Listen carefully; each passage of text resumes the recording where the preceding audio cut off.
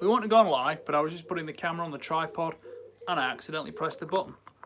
So there we go. But we are counting down.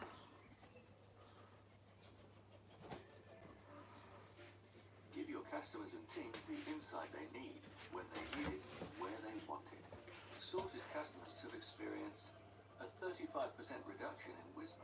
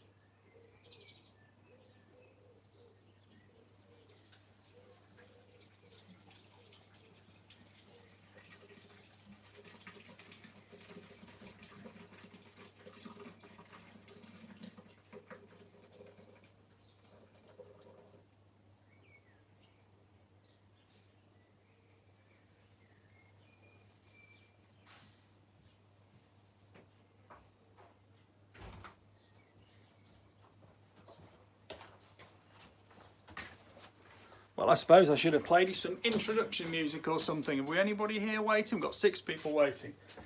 Anyway, good evening everybody. We're a little bit early because whilst putting the camera and the phone on the tripod, I accidentally caught the go live button. So here we are, live and early. We weren't scheduled to start till 8 o'clock, but thankfully pretty much everything was ready. Yes, John Heaton Armstrong, I know I'm live. Oh, annoying thing. You can't stop it once it goes live and restart it. So unfortunately, I had to go and finish getting things ready. But here we are. Right. Richard Watkin, have you any experience with the new Schultz & Larsen Hunter? No. Hello, anybody there? Yes, Mark Smith, I am now here. And apologies for the technical delay, the technical hiccup yet again. Interesting one, John Heaton Armstrong. At what price point, in your view, does the balance tip in favour of custom rifles versus factory? That's an interesting one, that. I suppose really it depends. Everybody's obsessed by group size, and long range. So little seems to be concerned with how the rifle interacts with the human and how it's beneficial towards the way the human interacts with it. But anyway, there we go. As for, in terms of a hunting rifle, at which point is it accurate enough, and at which point are you getting the ergonomics and the reliability and everything like that you need? There's an awful lot of rifles around between, starting at maybe £1,000 to £1,500 that you really don't seem to be able to do functionally a lot better with. You can add, you know, bells and whistles, you can add accessories, you can go for super light triggers, you can add this, that and the other. But for a hunting rifle, is it really necessary? I'm not so sure. When you get into target and precision rifles, yes, going into a custom rifle, which is exactly what you want it to be, is beneficial. I had the experience the other week of basically somebody's built as a factory rifle the rifle I always wanted. I couldn't personally specify anything beyond what it already does as a factory specification rifle. So at that point, to me, that was £4,500, that rifle, and there's nothing I would do to change it at all. But yeah, I mean, it really depends on exactly what you want. You know, do you want an adjustable cheek piece but not adjustable recoil pad? Do you want specific barrel length? You know, there are so many options of what you might want to specify. Do you want specifically a rifle built for use from a vehicle with thermal for foxing? Do you want something specifically because you want to take on every 700-meter shot you ever see? So yeah, there we go. I suppose I've listed two prices there. I can't think of anything I want any more than a rifle that costs £4,500 out of the factory. There's a lot of rifles that are that price or a bit less, and I just can't really want anything more than them. And then of course you can go very expensive for specific functions. Absolutely. For example, Sauer UK, Ian Spicer at Sauer UK has sent me this 101 Highland XTC. I've just realised, literally 10 minutes ago, the serial number on this rifle matches the serial number on the rifle of the photographs from my... Oh, it's crashed. Yay. Are you still there? Well, if you're still there, we'll see. Appears the questions have crashed. It matches the serial number on the rifle I had 2 years ago for a review and rifle shoot, or is it a year ago? This one's £4,679 actually. It's a Sauer 101, it's the 6-lug Sauer bolt, it's a 308 short 20-inch barrel, it's fluted, it's very nicely finished, shoots very well, it's also extremely light. This one, it comes in with the, you know, it's a hand-laid carbon fibre stock, comes in about 2.5 kilograms. Interestingly, because of the way the stock's got excellent ergonomic design, it doesn't seem to recoil particularly hard given the weight. Now, okay, it's only a 308, it's available in some larger calibers as well.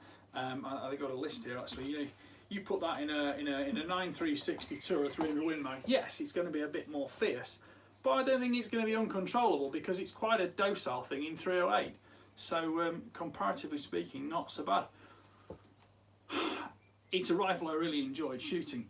When you take, I can't touch guns on YouTube Live, but when you take the rifle out of the stock, and I've got all the photographs as part of the back history of this gun, it's a hand-laid carbon fibre stock. It's very nicely constructed in terms of its resonance, which it doesn't knock or rumble or ring when you shoot, and it dampens recoil. Of course, carbon fibre, although very expensive, is a superb material in terms of utter customization, in terms of, you know, the directions you have, the warp and weft of the fibres, you know, the types of fibres you use, the thickness, the layers, the number of laminates, everything. And because you've got complete control over shape and form, you've got no requirements based around what you can machine, what you can grow. And of course, you know, you specify the length you want the stock, etc. So you haven't got all those standard constraints, but it does add significantly to the price. If I was going on an ibex hunt or something, perhaps a chamois, something like that, and you know, mountains aren't necessarily my thing, but I can't think of anything I'd rather carry than that, because it's an excellent rifle, it's got great operating characteristics, superb trigger, good bolt, and it works flawlessly, just like the 101s always have, with that super light stock and great handling. So would I need to go custom beyond that? Well, could I go to Holland or Rigby or somebody and have a rifle better specified for a mountain hunt like that? Possibly, probably, I don't know. They may go walnut, they may have this, that and the other, but have they got the setup for making me a carbon fibre stock? Or would they then have to outsource it, and it would cost massively more than, although expensive at Sauer, is something within their current manufacturing repertoire? So think it through. you know, at the end of the day, a lot of people like a custom because they like to say it's a custom rifle, it's exactly as I specified, I wanted action X, stock Y, barrel Z. And by the way, Kelly McMillan's died this week, and Kelly McMillan is a man who we have an awful lot to thank for the fact we have Macmillan stocks, the Macmillan rifles, etc, etc. I personally have 3 Macmillan stocks, and they date back in terms of long before we had chassis, this, that and the other.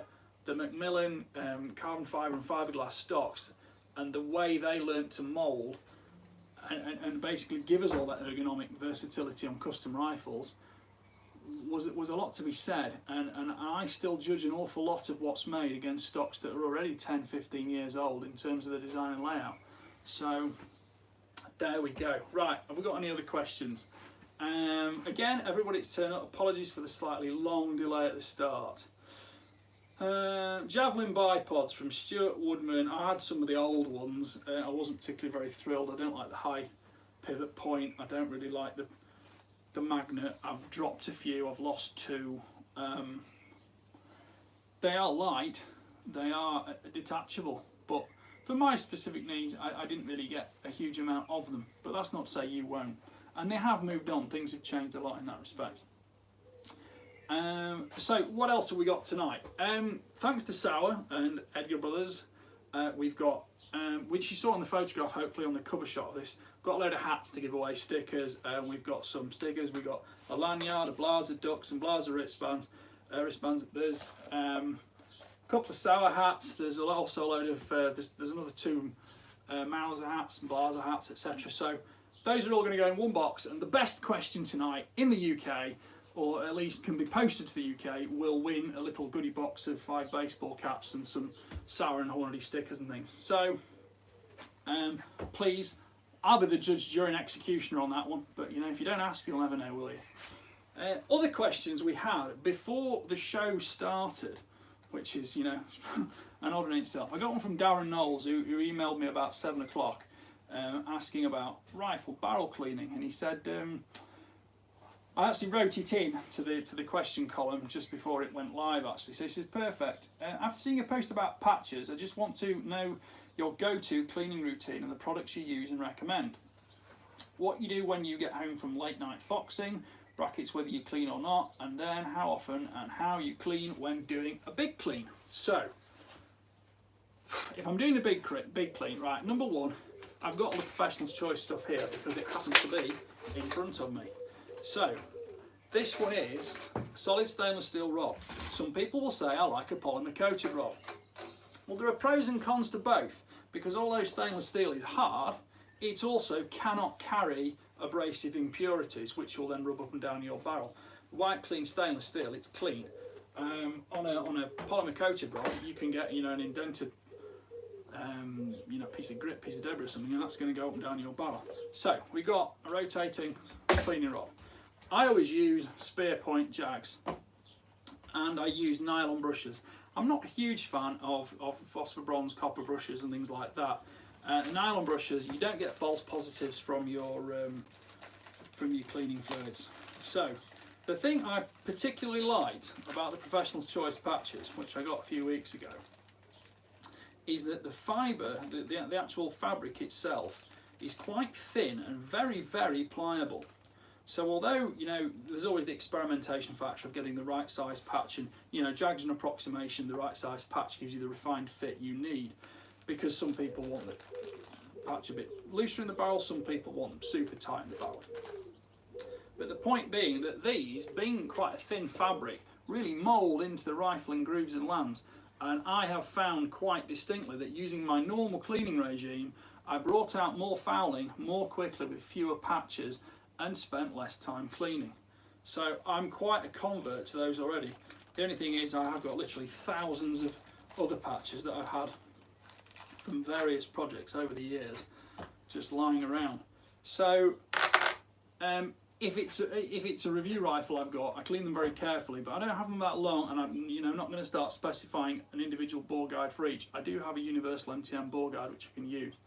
I do believe in bore guides. It stops a lot of the gunk getting, you know, dropping on the magazine and followers and things like that. Stops it getting all in the abutments around the bolt locking lugs. So they are worthwhile using. A lot of the time I'll make sure, take an adjustable cheek piece out, things like that. Make sure I've got the rod going in and out straight, because if it's bending up and down, it is, an abrasive factor, whatever it is, and you really want that rubbing down the lead of the rifling? Probably not. I generally always, apart from odd occasions where it's unable, I always go in from the breech and go out the muzzle. I don't pull patches backwards and forwards. I certainly don't pull anything back in through the muzzle except a nylon brush, and I use an MTM box around that, because I can go all the way through and all the way back, and of course all the spray and splatter off the bristles going doesn't flash all over my workshop. So I think you can probably use it here, because I got this out when the question came in. I use Butcher's Bore Shine. I can't probably say that some solvents are specifically any better than others. They all have slight preferences to the way they work, sort of times they like to be in the barrel, the amount of patches you're going to need, and the number of the amount of time you're going to have to leave it in there to dissolve the copper, etc., and the fouling. I've used KG, I've used various other ones from Hoppies and people like that. I think the thing is, I have a regime now which I've had for 20 years, which is kind of what works for me, and I know what I put in and what I get out for it. So if I'm cleaning a rifle, I'll put 3 wet patches through it. First of all, wets the barrel up, gets things moving more easily. So 3 wet patches through it, and I'll assess, how much fouling's coming out. Shavings of copper, perhaps, which is, generally not a great deal once the barrel's been shot in. I'll look at the actual carbon fouling, and then I'll look at copper fouling, which probably comes last. I don't tend to clean barrels that I'm going to be using regularly to a great depth, because I think the old cold bore shot, which is kind of reminiscent of what you actually need when you go hunting, an absolutely pristine clean barrel is very hard to achieve actually. And a lot of people think they've got one and they probably haven't. A bore scope will soon show up copper, but an absolutely pristine clean barrel does tend to shoot a little bit differently, and it does foul up regardless. But it's not thousands of shots. A couple of shots usually seems to have them back in. But yeah, generally speaking, I'll put 3 wet patches through, have a look at it, and then I'll put maybe a couple of dry ones through, take all the major fouling out, all the carbon residue fouling, the easy to shift stuff. Then I'll probably put a couple of wet patches through, and I'll leave it for a couple of hours. Do something else in the workshop, some reloading, whatever like that. Sit in my office, type some articles, whatever. And I'll come back out to it, and I'll put some more wet and dry patches through it and see what's coming out in the patches, see if I'm getting the hint of dissolved copper. And of course I've got bore scope, so I can look. But generally speaking, that's what I do. I will probably go through that procedure twice. If it's a rifle I'm going to put away for storage for longer, I'll do it 3 times, and I'll probably put an oily patch through at the end as well. But if it's one I intend to be using within the next week or so, no, I'm not going to do that. If it's a rifle I reuse regularly, I don't clean it at all, and unless, well, certainly not within maybe 75, 80 rounds or something like that. If it's a hunting rifle, for example, unless it's been out in particularly harsh conditions. Of course, I have the bore scopes, so I can assess what I consider to be harsh conditions, and it's all about a balance between, do I want that great first shot that I don't have to worry about, or do I want to be going out re-zeroing and running in a barrel and fouling up a barrel before I go hunting? Well, no, I don't. So yes, horses for courses. If it's one of my steel plate shooting guns, which I might only use, every couple of months, yeah, I'm going to give it a fairly deep clean and put it in the cabinet, knowing full well it's not going to corrode or anything in there, because I know I can, put an oily patch to it, and then before I take it out again, I'll put a new patch to it, get any residue of the oil out, and I can go shooting it. But it's not like I've got to make a first shot count. I can, noise isn't an issue. I'm going to be shooting 50, 100 rounds in a day on steel. The first one is just a fowler, if you want that name for it. I suppose the last comment was on the fact that, when you come in from foxing is a particular problem in my mind, because although if you go out in the day and the rifle gets wet, you're going to dry it and clean it anyway, because the water is very noticeable. When you come in at night, although you might not have even shot, you might have just been out, had a couple 3 hours out, nothing's happened, nothing's turned up, you haven't had a shot, but you get a rifle that's ice cold, bringing it into a warm, probably a warm house where your storage facility is. My armoury is cold for this specific reason. or it's atmospheric temperature for this specific reason, but you bring it in and it will be wet through in seconds because of the condensation forming on it. So in that situation, yes, it needs warming up delicately and it needs drying off both inside and out, and all the outside will wipe clean easily, oily cloth and everything like that. Buff, it's done. It's inside where the corrosion's going to, you know, that water, that moisture is going to sit in there for possibly days or even weeks before it gets used again, and it will do damage. And I always take moderators off, except on 2.2 rimfire, where I don't really see any need for it. But any centre fire, regardless whether I store it barrel up or barrel down, I generally store rifles barrel up, I store shotguns barrel down. I use my shotguns less frequently, so I clean them fastidiously, leave them barrel down, because I don't want, you know, I've got my dad's old gun, and my dad's old gun's had a new stock on it in its life, because barrel up in the cabinet, all that, you know, oily residue coming down it over 80 years goes through the firing pinholes and it softens the stock over time. But whether that's the case with modern solvents, I don't know, but it's just one of those things you just do, and it's no great hassle to put a shotgun in barrel down, and a shotgun is something I clean every time, just because certainly that one of my dad's is perhaps my most valued possession of all. I shall keep that one a long time. So that's pretty much how I do it. I'm not saying I'm right, I'm not saying you're wrong, it's just how I do it. And the question is anybody still listening? Because my screen's come up and I can't see any questions. It says I'm live, but whether we can actually see them or not, I don't know. Right. Javelin bipod, we had that. Which factors do you look for when you have to determine the quality of a rifle? Thomas, which factors do you look for? Do you know what? One of the main things I look for is I kind of want to get in the head of the company who made it or produced it or sell it, because I like to see what they actually say they think it's good for, or what they say it's going to do, or this, that and the other, and whether it actually does that. This obsession with group size being the everything of everything, and it seems seemingly all people are interested in, is one of the last things on my list actually. But if they say it does this, this, that and the other, I'm thinking, well no, that's a complete lie. For example, if they say it's a free floating barrel but the barrel's in contact with the stock, well, that's not true, is it? If it says it's a Picatinny rail but it's not actually a full length rail, well, that's not true, is it? Now, that's not to say what it is poor. What it does say to me is that what they advertise and what they market to every man isn't necessarily the absolute technical truth. And technically, technical truth's far more easy to fathom out than saying, you know, my mate's gun fits in, it doesn't fit me. Well, that's a very subjective thing, but technical facts are well recognised. And it's like saying the magazine's a 5-shot mag, but it only fits 4 in it, or things like that. Those would be technically incorrect. So, number one, I want to know that. Does it do what it says it will do? The second thing is it actually good to shoot? Do I enjoy shooting it? Is it a pleasure to shoot? Is it, you know, mechanically rough, or is it very smooth? You know, and this isn't down to price. There's loads of great guns out there that aren't silly money, that work really well. You know, you don't need to spend £5,000 on a rifle for it to work well. But I think a lot of the time that the cost cutting or marketing expectation gets, you know, marketing expectation gets poured onto the actual engineers. So you've got to have a rifle that does this, this, this, this, but we're only going to pay that for it. And it's like, well, where are you going to cut your corners?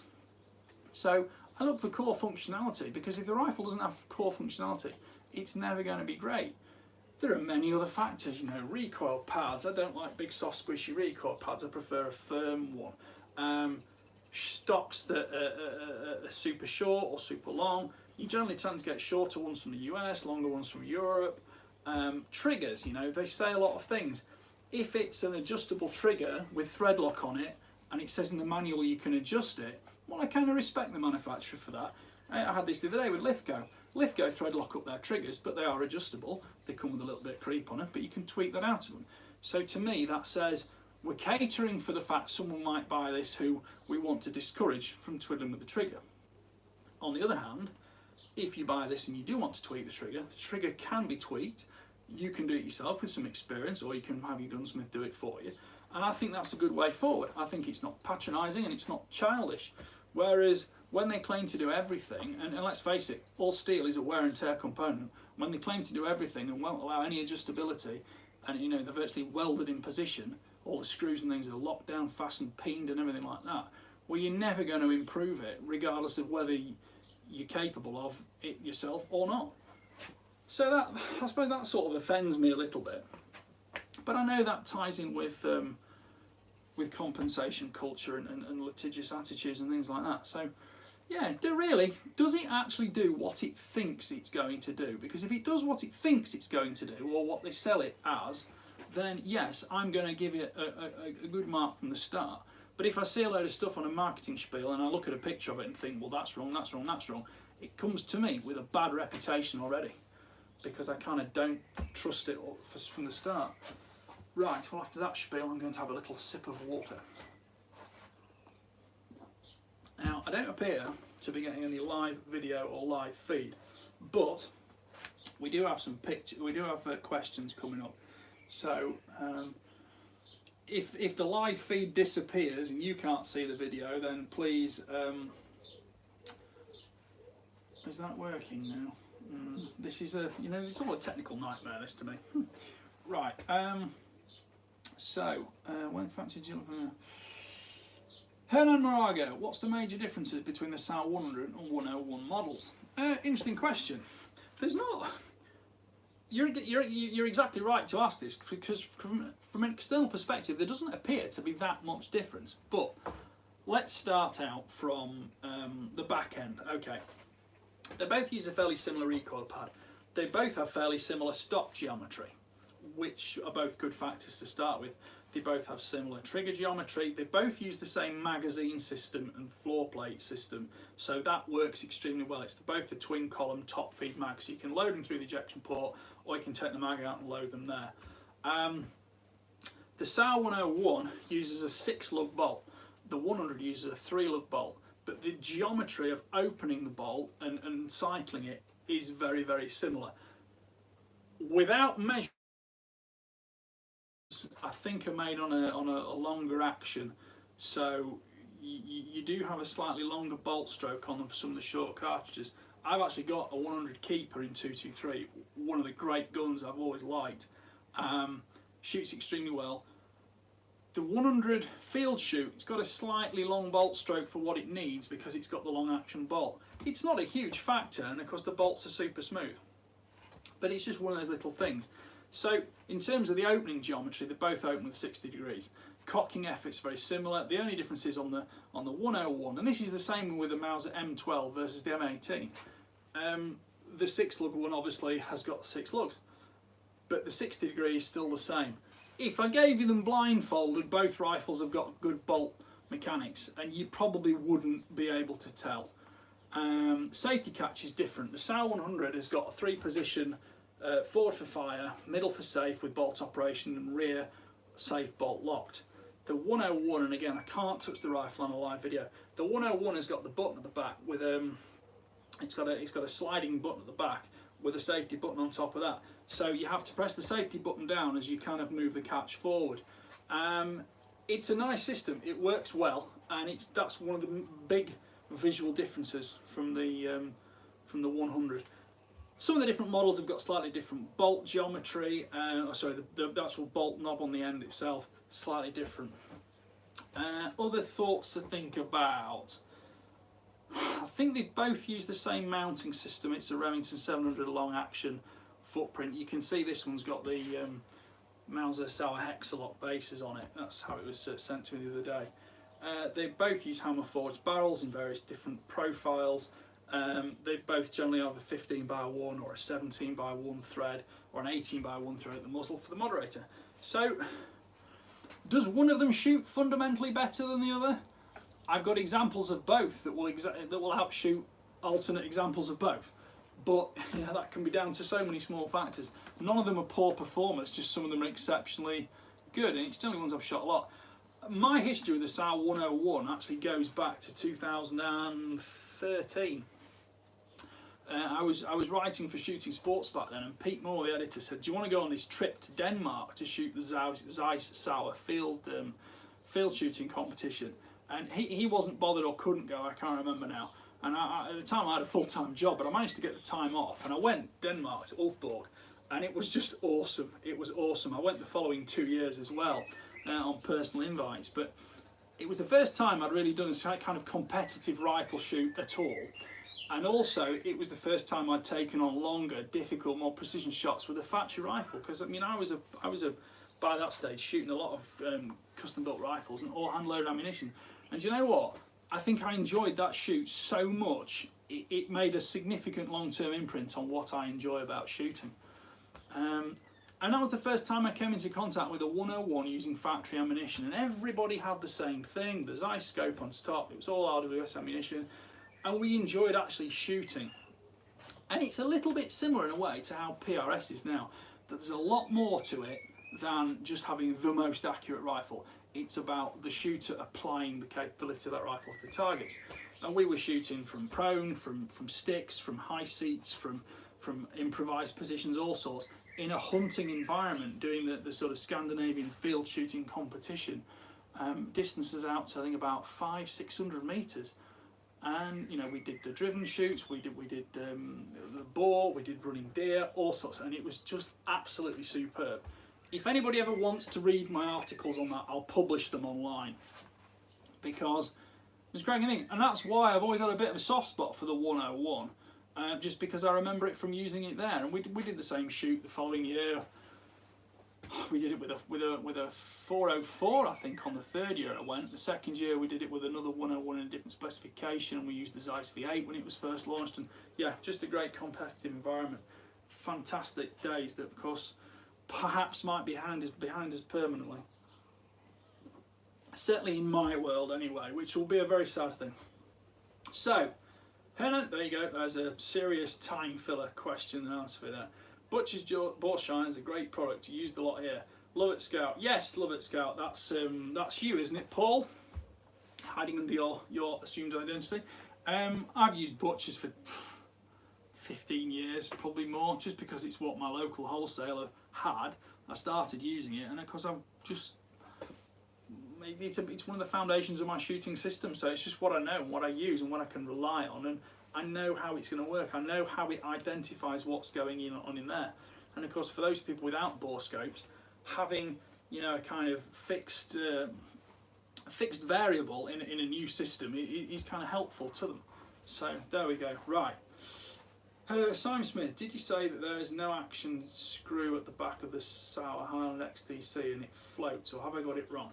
Right, Simon, there is an action screw at the back, but the way it fits in the stock, this is all hand laid carbon fibre. Inside it's not quite hollow, but there's an awful lot of void in there. That's why it's quite clever the way it doesn't make a load of resonant ringing noises, because it isn't this kind of hollow shoebox.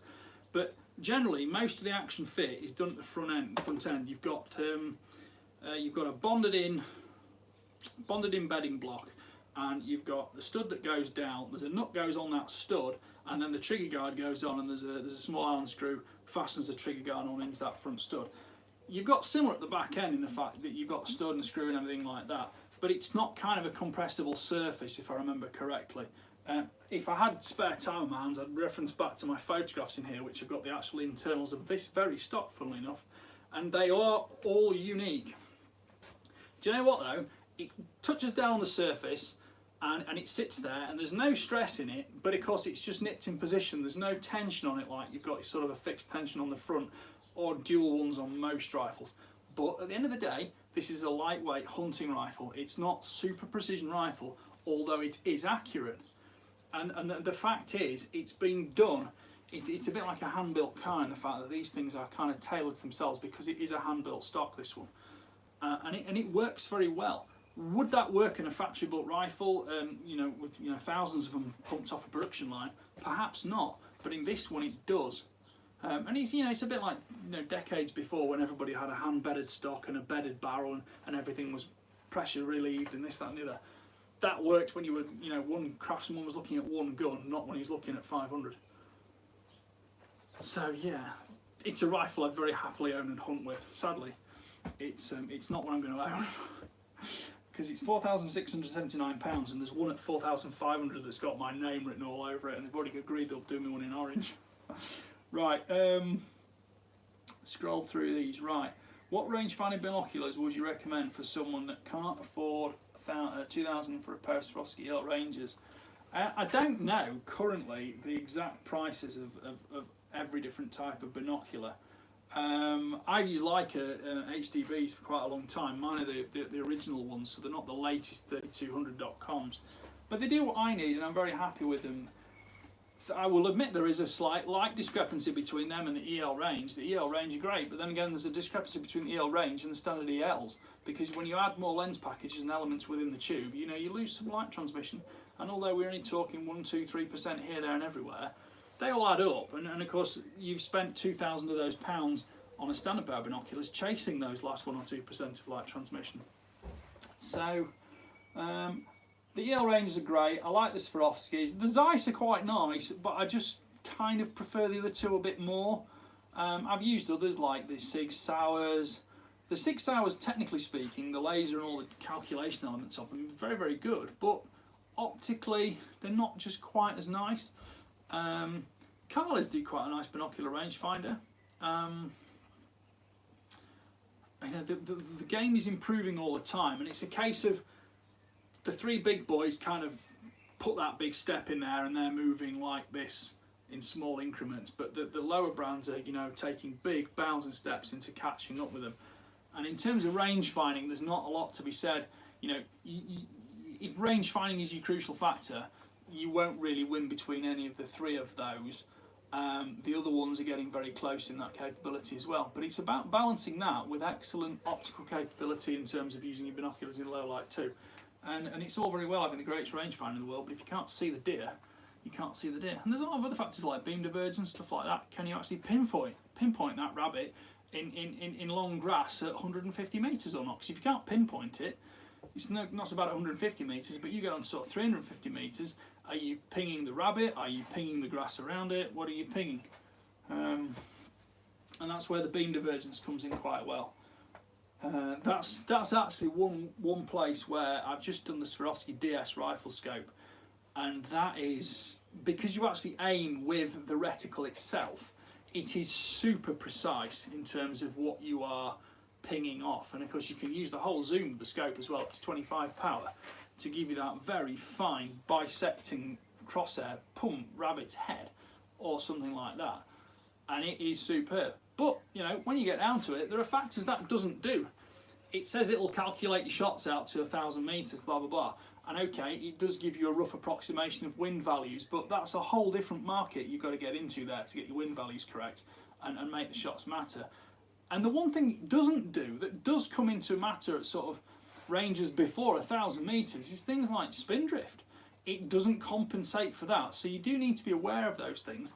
As a general rule, spin drift might come into it less than the wind, but they're all factors to, you know, to build into a shot solution. So there we go. Right, what time are we on now? We're only 11 minutes in, aren't we? This is going to be a tiring one tonight. Right. Who do we get to? So that was Thomas CAC. Right, Thomas Sather. Are there any differences in performance between the Sauer 101 and Mauser M12? When you say performance, are we saying how accurate are they? Or, you know, what's the best group size? Which I'm not going to answer. In terms of performance between them, well, I've actually got an M12, I've got an M18, and I've got a Sauer 100. I don't have a 101, but I've shot a lot of 101s, and friends have got 101s. In terms of the actual ability to put a bullet on target, no, they haven't. There's not really a huge factor between it from a going to a shot by point of view. The more expensive they are, the nicer they are. They've got a few more bells and whistles, a little bit more refined. One thing I do like about the Sauer, which I don't dislike about the Mauser, but I do like on the Sauer, the stock, and I'll have to sort of exaggerate this, the stock slopes down from the heel to the nose of the comb. It's only very, very minor, but on the larger recoiling calibers, that actually helps sort of detach the cheek piece from your face as it recoils. It's only a fractional thing, but it's a little fact that's just a very nice thing. The Mauser doesn't have that, but I wouldn't say I could actually notice that on those, you know, between the two rifles. most of the 101s I've shot have been 3006 or 308. The M12 I've shot 308 and 6555 in the M12. I did the Impact, which is the short barrel M12 in 308, and I actually own a 6555 M12. The reason I always liked that over the Sauer 101 was I preferred the safety catch on the Mauser M12. I like those 3-position lever safety catches, especially in cold weather. You've got plenty to get hold of, you can operate it quietly, it locks the firing pin, and it's just old school, tough, mechanical simplicity. But it's brilliant simplicity. And okay, it looks a bit big and clunky, but actually when you're using them with freezing cold fingers and fat gloves, they are superb. They're quiet, they don't click, they don't clunk, and of course the bolt's locked, firing pin's locked, everything's safe as houses. If anything, I would say I slightly prefer the stocks on the Sauer 100 and 101, the 101 in particular. This carbon one's beautiful, but it's very expensive. So yeah, it's just like pros and cons. If someone said go hunting with this rifle, I'd be like, yep, great, fantastic, brilliant. And I've hunted a lot with my own M12 6555. Some of the best hunting I've done deer stalking wise and goat shooting in Ireland was with a 100 Cerakote. So, and that wasn't the 101, was it 100 Cerakote? I think it was a 100 Cerakote. So yeah, very happy with that too. So Sauer and Mauser night to night. Well, then again, I kind of did set that one up. Right. Well, Darren Knowles has turned up. I guess you've answered the cleaning question. Sorry I'm late to the party. It's all right, Darren. It was a good question. Gave me a lot to talk about. If you watch the video, just fast forward through the first 10 minutes of blank screen. Sorry about that, everybody. But technical things are just those things. I accidentally caught the go live button when I was setting the camera up on the tripod. Once you go live, if you stop it, you lose the stream and you have to set up a whole new show to which no one would have had the link. So you're kind of 6 of one, half a dozen the other. John Heaton Armstrong, just say AI for God's sake. I really like the AI. The ATX is a Crown rifle, but it's not a hunting rifle. It's not a hunting rifle, it's just a rifle that I do like. I did like it a lot. And I liked it because I just couldn't find anything I didn't like about it. Right, we've got somebody who's typing in Cyrillic. I'm afraid I can't understand what you say, and I can't do Google Translate on that one. It's held for review. I might just bring that. Will it give me some kind of? No, it won't give me an automatic translation or anything like that. So JLS Precision, which I'm going to click show on. Hi Chris, love the videos, keep up the good work. I recently shot my 22LR past 1,000 meters and I'll be posting the video tomorrow. I would love to get your opinion on my project. Well, JLS Precision, contact me with who you are, because I think JLS were a rock band, or no, sorry, I got that really wrong. They weren't a rock band, they were some kind of musical three-people quartet, something, I don't know. I would be interested. I was gutted last week because I was shooting on some quite spacious land, and I got my first chance to take the 457 and really stretch it out. Swap the scope on it so I know I can dial to 450 meters thereabouts. And I said, let's put this white plate out and let's save it just for the rimfire, because we had other guys there, other guns and other steel shooting. And unfortunately, I couldn't see my own shot impact on the steel plate. And although my ballistics were a little bit out, I was getting impacts on it, but I couldn't see them. And my spotter couldn't see them through the spotting scope because at that distance they were kind of just tapping it and kind of just dropping on the floor. One of the other guys, before he let rip on it with a 6.5mm, he said I could see your strike on the plate, but it's so difficult to see your bullet strike with those 2.2 rimfires. That in itself is one of the biggest challenges of it. So it was very good fun, but I was having a good play this week with the Kestrel 5700, and not with the rimfire but with another rifle at the weekend. I noticed I was getting some really odd corrections for masses of windage with no wind really programmed in at all, because it wasn't a windy day. I'm thinking that's an awful lot there for spin drift. It was giving me like 4.5 mils of spin drift on like a 350 metre shot. I'm thinking, what's going on there? And what it turned out to be was that using the applied ballistics derived ballistic coefficient, the custom coefficient on the 139 grain Lapua Senar, I still haven't quite got to the bottom of what was going on with it. But when you use the custom ballistic coefficients in the Kestrel of the applied ballistics supplied data, it doesn't show you the number like 0.545 or whatever it's going to do. It just goes down at 1.000 because it kind of keeps it hidden within the settings. So you never really know what it is or what it's doing. And you know what? The instant I tried using G1 or G7 ballistic coefficients, which are kind of more standardised factors, the data came right back in line. So for some reason, that 139 grain bullet, and I'll warn anybody of this if they're listening, and they'll probably get updated, I probably ought to speak to Applied Ballistics, but I think there's some kind of odd number value going on somewhere within that setup for that specific bullet that was kind of squirreling all the data. Because as soon as I swapped BC, it went fine. And as soon as I swapped guns and looked at other calibers, they were all fine as well. It's just that one bullet was doing something weird, so there we go. Right, yeah, so JLS Precision, contact me, 1000y@live.co.uk. Email me and we'll have a look at that, because I would be interested to see what it's all about. I don't think personally I could be driven to the extent of batching ammo or measuring rim thickness and all that kind of stuff, because I know that's going to be something that would seriously come into account for any long range rimfire shooting. It's not kind of my bag, it's a bit more than I want to do. I started doing that for 2-2 bench rest 15 years ago, and although the benefits were there, I'd kind of enjoyed shooting 2-2 bench rest, and then when everybody started just throwing huge amounts of time and money at it, I thought, well, it was fun while it lasted, but that was that. But yeah, keep me updated on that one, JLS. Right, Thomas CAC, my 3080 is at 100 metres and gets 0.5 inch groups at 200 metres. It shoots 1 inch to the right. Is that the bullet phone stabilised, or is distance magnifying an error? I can't see 100 metres. Distance is probably magnifying an error, you can't see 100 metres, but you're switching units there all over. You've got 100 metres, you've got half inch groups, 200 metres, 1 inch to the right. Standardise your units.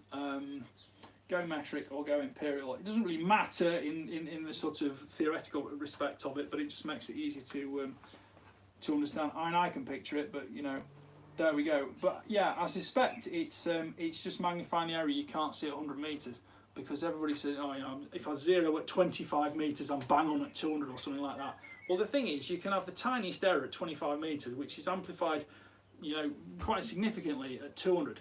Which is why I always say 0 at the distance that hopefully you're going to be hunting at, or at least longer, and then wind back. Take at least 2 or 3 check distances and see what's going on. So yeah, right. Right. JLS Precision again. Seeing the impacts was indeed the hardest thing. We used a large body of water for that problem. Then I had 1 spotter next to me and 2 spotters at the target. Yeah, I can imagine forward spotters might get into it on that. Sadly, I was shooting on a grass background on Saturday, so they were disappearing into soft earth with no splash at all. Next time I'm down in Wales, the quarry background there should give me some decent signature. So if I get the chance while I'm down there, I might have another go at it. Right, Mr. Tiny World.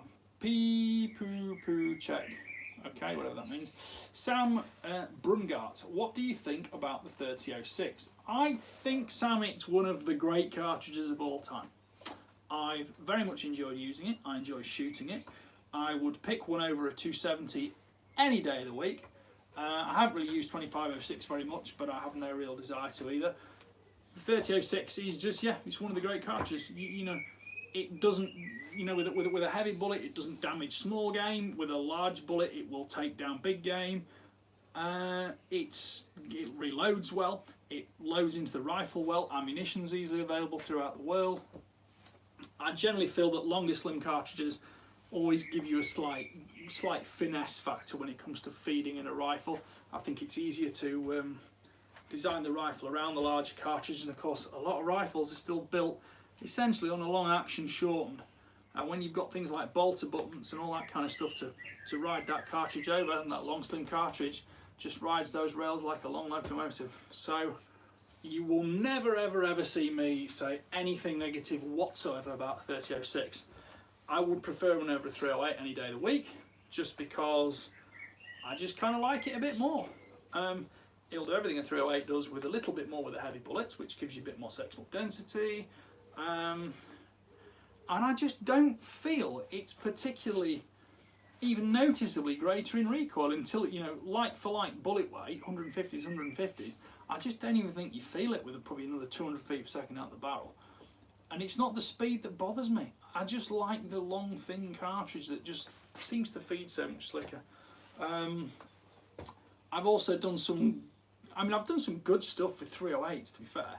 But I think a couple of my very, very favourite shots have been taken with 3006 in hunting experiences, and that gives me a bit of a soft spot for the cartridge. So there we go, there we go.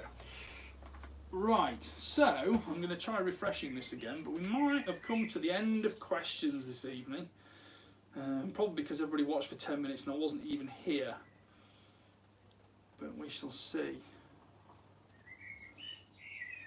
It is a constant technical fight, I'm afraid, to do these things.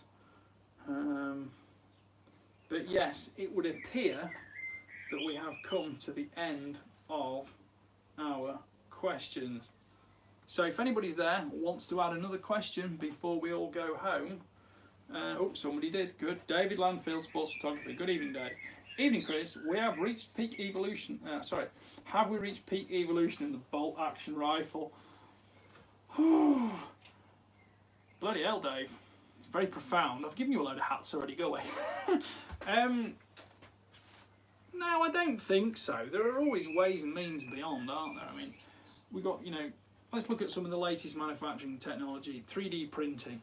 Okay, 3D printing in polymers is something I think tends to be a bit more prototyping, but 3D printing will arrive in, you know, it is here in metals. Is it here in structural, or is it here in, you know, pure mechanical terms yet? I'm not entirely sure. I suspect at the very high end and high expense it has reached mechanical security. But will it affect the way we make rifles? To be honest, I don't think rifles are massively complicated. And I think the thing that holds back rifles mainly is the scale with which they're produced. And I can only see the scale diminishing, to be fair. Because when you look at the US market, where rifles just sell and sell and sell and sell, all guns just sell and sell and sell and sell, you're not gonna, you just can't saturate the market, and there'll always be a way of making a rifle look a bit different, look a bit cheaper, this, that, and the other, or be made more cheaply. Whereas in Europe, well, most countries have a limit to the number of guns, say 6 guns maybe, the maximum you can have. You know, by the time you get 2-3 generations down, you might have granddad's gun, you might have your dad's gun, that's 2 gone already. And will it evolve? Well, let's look at this as a state-of-the-art rifle. The barrel is cold hammer forged. That's a system that's been around for, I don't know, 70 years or so. It's fluted. That's just it's not a you know, a massive machining task to do that. This one, I believe, is sweated into the action. It's heat fitted into the action, if I remember rightly. Machining the bolt lugs again, computer numeric control machining. The action itself is all that. Okay, they get cheaper, they get faster, there's less human interaction. Coatings are something that's quite a big deal now. Cerakotes are very useful. There's lots of other nitridings and things like that. To me, on this rifle, the biggest evolution on this is probably the stock, in terms of the way the rifle handles and the weight elements of it. Everything mechanically about it has been about refinement, but the stock is quite a jump into the unknown. And of course, it's a big jump into the unknown because it's how many people can afford to pay for them. Which, you know, if 100,000 people were buying this rifle, it would be a lot cheaper because they would be finding ways of making them at lower human interaction. But that hasn't happened yet. So, you know, it's the same as saying, why aren't we all driving Formula 1 cars? Well, because although they've got the most superb materials, there's a huge cost to that. And how many are you going to sell for what requirement? Carbon fibre is a superb material, but it's massively You know, it requires massive customization and engineering to get the benefit of the lightweight from it. You need to make sure it's structurally designed correctly, and of course it's not just like folding a piece of steel or machining a piece of aluminium, which generally has got quite significant bulk strength, and you're just chopping weight out of it and shape out of it. So they will continue to evolve, but think back to what was available 100 years ago with the rifle. The manufacturing has changed, the rifle itself hasn't changed that much. Optically, yes, big changes. I mean, look at now, night vision, thermal imaging. £4,500 on a rifle is an awful lot of money.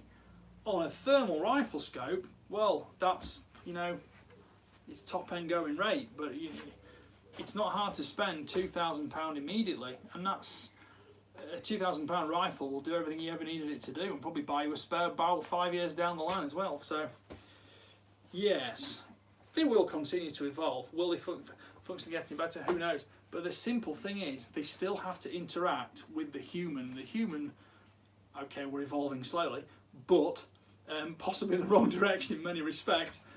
But you know, you've still got to make it work with the human. You've still got to make it work with hands and shoulders and different body sizes, and you know, customization will come into it there. Everybody wants adjustability now, and adjustability comes at the cost of slightly more mechanical complexity and also additional weight and additional expense. So yeah, evolution will never stop. It will never stop. Humans are fundamentally greedy things. We want to make things better for less money, etc, etc, etc. So evolution will never stop. But I think you've got to the point where everybody's going on about long-range hunting. And okay, we can make some fantastically accurate rifles that can make these shots consistently, disregarding the behaviour of the animal, disregarding the behaviour of the atmosphere. Does that make hunting something? It's not, it's shooting, it's not hunting. Do you still want to hunt? Well, part of hunting is getting in close to those animals, isn't it? It's getting flickers of mud kicked on you by a stag. Okay, you can. That's the hunting rather than the sourcing of meat for sustenance. In terms of meat for sustenance, you would go, you know, you would go for any shot to get the meat on the plate. So again, you know, it's a very, very complicated subject, and how far you can evolve something when you're stuck with an evolutionary glacier like we are comparatively. I don't know. So there's no answer to it. Maybe those are just a few of my thoughts as we go along. Off the cuff, live, because that's what I do. I don't do reading off a cheat sheet and telling you all the statistics a factory have produced to tell you. Interesting as they are, helpful as they can be when it concerns a single product. It's just I like to talk about this stuff and tell you what I think, because you seem to want to know what I think. I'm not telling you I'm right, not telling you I'm wrong. Edward Sheridan, your name keeps popping up. You still haven't messaged me or emailed me or anything about this hat you've won, which is weeks and weeks ago now, so probably you haven't even got it now, because I gave a load of Hornady hats away last weekend. What's your oh right, here we go. Sam Bringart. What's your opinion on the new Savage Impulse? I haven't had one yet. I've been told I will be getting one. I'm hopefully going to be one of the first people that gets one. I think Mike Robinson's got one, but I think he's got one that's coming straight in from Savage in Europe, or via Europe. I've not got one yet from the UK importer Edgar Brothers. I did get a Barrett 98B field from Edgar Brothers today though, so that should be fun. It'll be interesting to see what it's like. Savage make accurate guns. They make pretty consistent guns. What's it going to be like to handle? You know, is it going to want to be a blazer? Because that's kind of what it's, you know, stepping up to the plate with. And again, I'll say it again. I don't love blazers. I very much technically respect blazers, but I like bolt action rifles. Blazers are superb rifles. They are perhaps the current evolution of the bolt action. So there you go, Dave Land. But does it bring joy to me? No, I don't think it does. I like them, they shoot well, they're very consistent and reliable. But I kind of love other guns, strangely. I'm maybe just old-fashioned, in fact, I like to, you know, move the ball. Right. Thomas, how do you like the trigger on this Tikka T3 compared to Sauer 100 or 101? I generally find the T3s have got a bit of creep on. Fractionally so.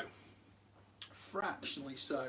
The 101 is perhaps a tinge better than the 100 on average, but we're down to sort of 1 to 2% margins on these things, because you know, each one of these triggers is set up by a guy on a test bench in the factory when he's doing the final inspection. I would assume so anyway. I have actually seen that done in the ticker factory. And, you know, frankly, when it comes down to triggers, you're talking about one man's personal field measuring equipment against the fact that perhaps the marketing or the lawyers don't want the trigger to be too light, too crisp, this, that and the other. I personally like a trigger that's 2 to 3 pounds, but I do like it to be very crisp. I don't seek out or chase super light triggers, because I generally think to make super light triggers on a single sear unit, you have got to have a bit of creep and movement in there, unless you go to a double hammer unit, things like that. See, there we come back to Blaser again. The Blaser trigger.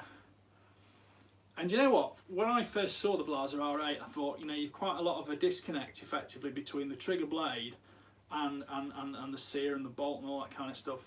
And it's, I suppose Blasers were a bit more of a mystery to me in those days. But I still look at Blaser now and think that's a difficult way to have a system working. But you know what? The Blaser trigger, and I'm not even going to go towards the Adzel, because the Adzel's just as good but incredibly light too. The Blaser trigger is just...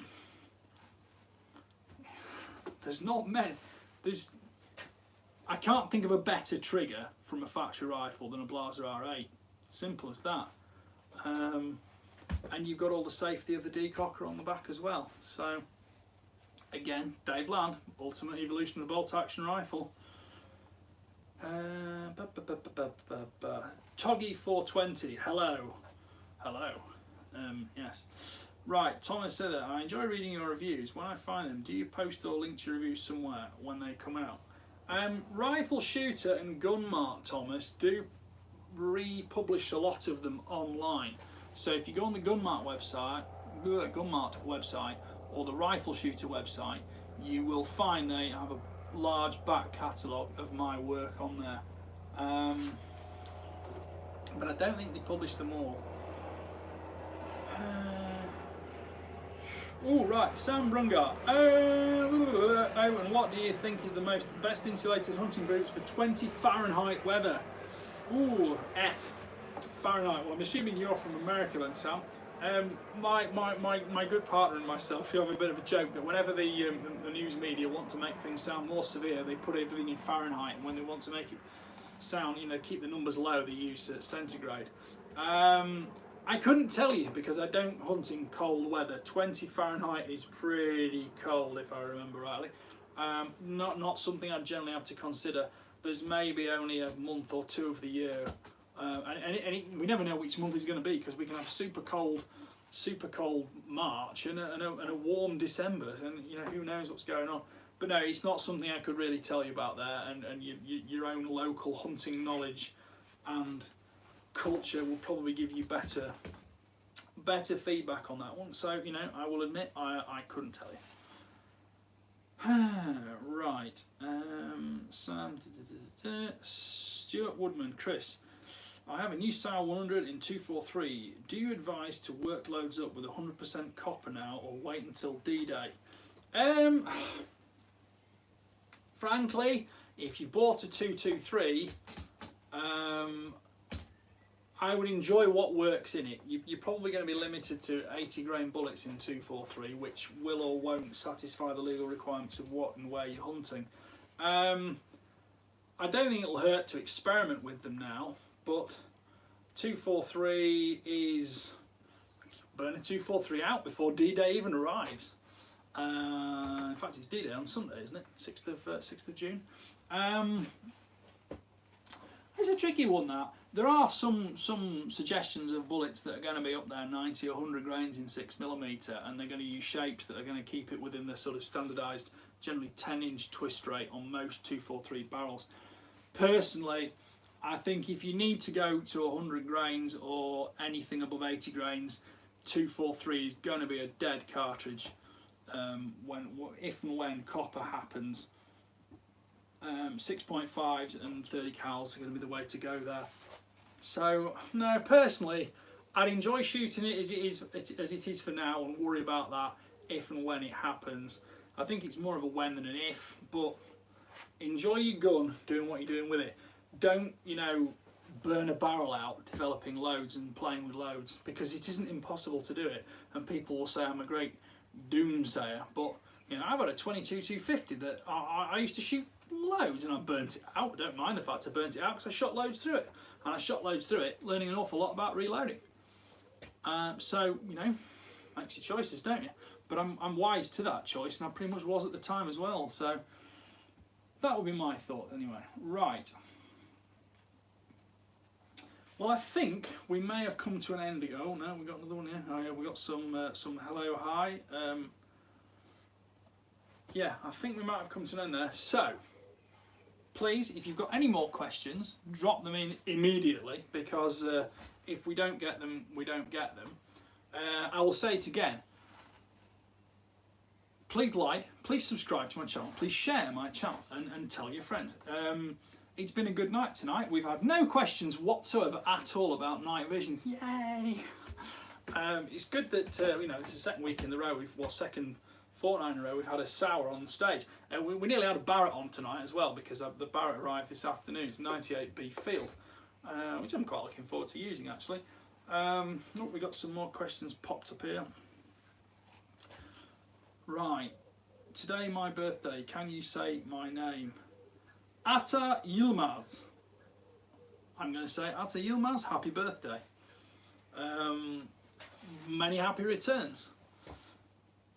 My birthday's on the big day, 21st of June's my birthday, so whether I'll be able to get my dinner table that I've booked or not, who knows. But anyway, yes, happy birthday to Ata Yilmaz.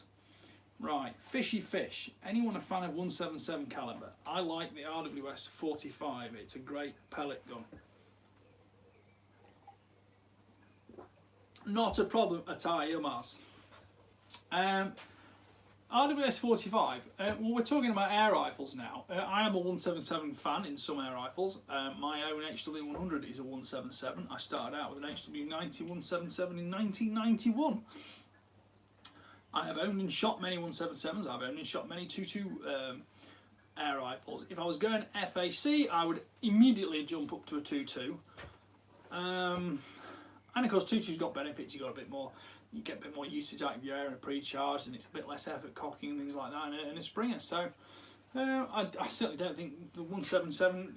You will never, ever, ever decide which is better for what. They both have benefits, advantages, and disadvantages.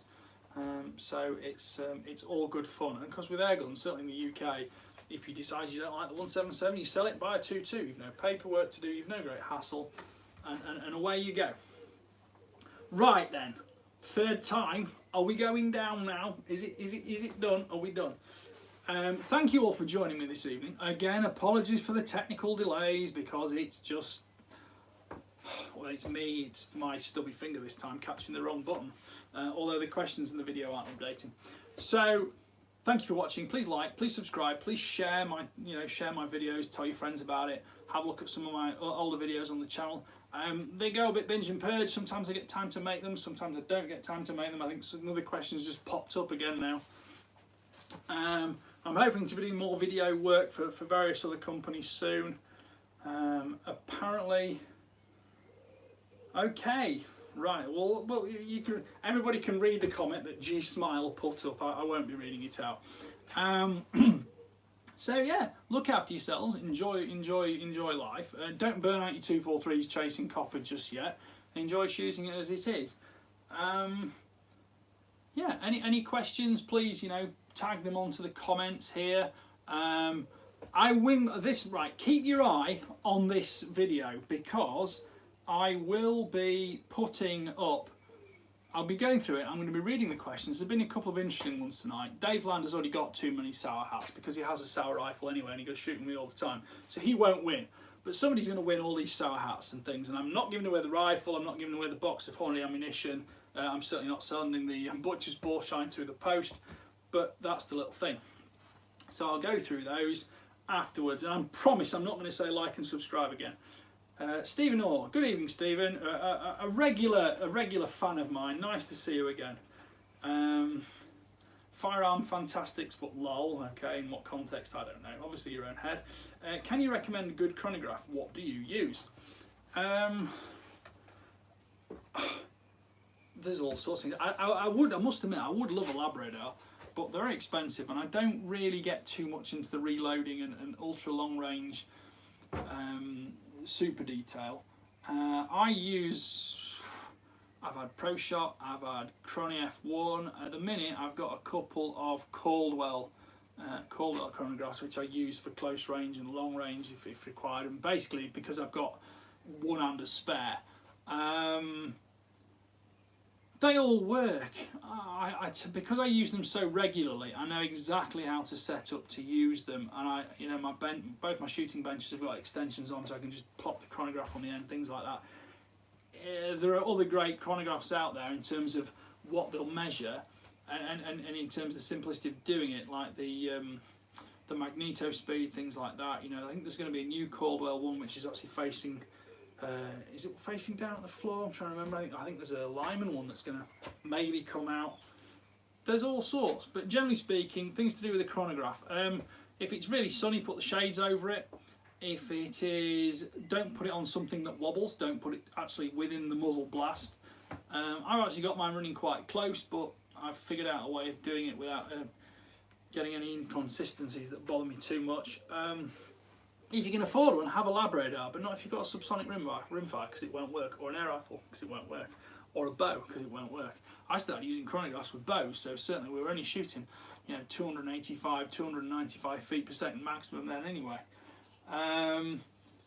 So yeah, the Caldwell's what I'm using at the moment, because I've got to, and they're reliable and they give me what I need. Because at the end of the day, I am not chasing ultimate reloads like somebody who has one rifle and one goal in mind.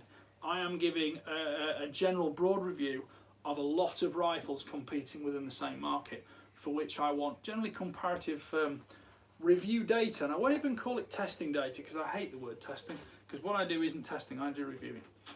Right, there we all go. Sorry for the technical problem at the start. Please like, please subscribe, please tune in again, feel free to contact me, and thank you very much for watching. Keep reading my reviews, and hopefully there'll be more to come. I hope to be back again in another 2 weeks. I think I might make the move over to Thursday nights now, because it seems to fit in with what's going on elsewhere in life for me at the moment. And there we go. Good night to all. Look after yourselves. Bye. And now I'll walk around the camera and see if I can press the button. If it works.